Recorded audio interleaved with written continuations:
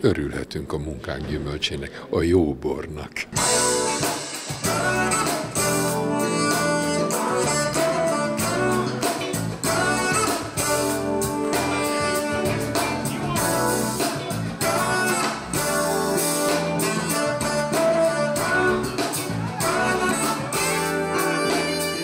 Az a misszió, amit persze én úgy érzem, hogy áthatja a Pannonhalmi Apátság borait, az azért eredményesen növeli a magyar borok lelki életét.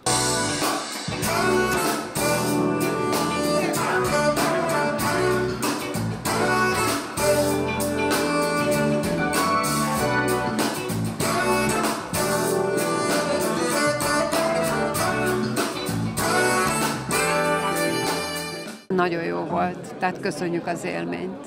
Imádom a csokoládét, nagyon szeretem a borokat, úgyhogy szerintem fantasztikus. Egész biztosan eljövünk, ha még egyszer lesz ilyen rendezvény, nagyon jól éreztük magunkat. Jó programok, finomságok, élvezet, úgyhogy javasolni tudom mindenkinek, aki esetleg ezt kihagyta eddig.